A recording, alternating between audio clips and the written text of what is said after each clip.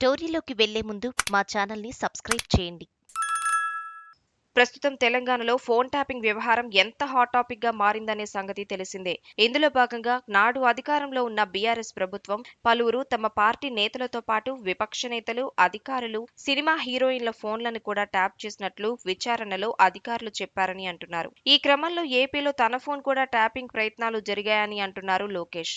అవును, ఏపీలో వైఎస్ జగన్ ప్రభుత్వం పెగాసస్ స్పైవేర్ ను ఉపయోగించి ప్రతిపక్ష నేతల ఫోన్లను ట్యాప్ చేసిందని, పదవీ విరమణకు ముందే ఈ సాక్ష్యాలను క్రమ పద్ధతిలో నాశనం చేసిందని టీడీపీ ఆరోపిస్తుంది.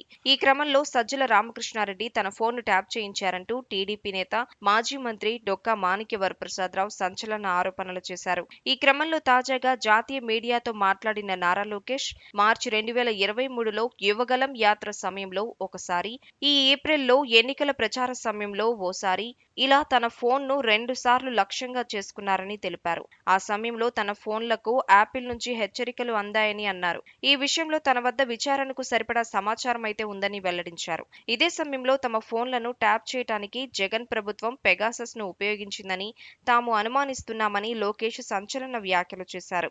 ఇదే సమయంలో అక్రమ స్పైవేర్లను సంపాదించారని, నిఘాను కప్పిపుచ్చటానికి ఏపీ వెలుపల నుంచి ఆపరేట్ చేశారని ఆయన పేర్కొన్నారు. తమ ప్రభుత్వం కొలువు తీరగానే ఈ పెగాసస్ ను ఎలా కొనుగోలు చేశారు, ఎక్కడి నుంచి నడిపించారు, ఎవరెవరిని టార్గెట్ చేశారనే విషయాలపై క్షుణ్ణంగా విచారణ జరుపుతామని లోకేష్ హామీ ఇచ్చారు. దీంతో ఇప్పుడు ఈ విషయం ఏపీ రాజకీయాల్లో హాట్ టాపిక్ గా మారింది. దీనిపై కొత్త ప్రభుత్వం ఎలాంటి చర్యలకు ఉపక్రమిస్తుందనేది వేచి చూడాలి.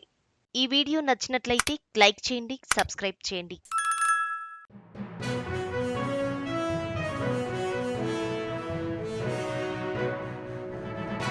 మీ ఊరికి సంబంధించిన సమస్యలను, ఇతర వార్తలను 9440486321 నెంబర్కు వాట్సాప్ ద్వారా వీడియోలను పంపగలరు. వాటిని మా తెలుగు టీవీలో ప్రసారం చేయటం జరుగుతుంది. మెరుగైన సమాజం కోసం మీతో మేము అడుగులు వేస్తాం.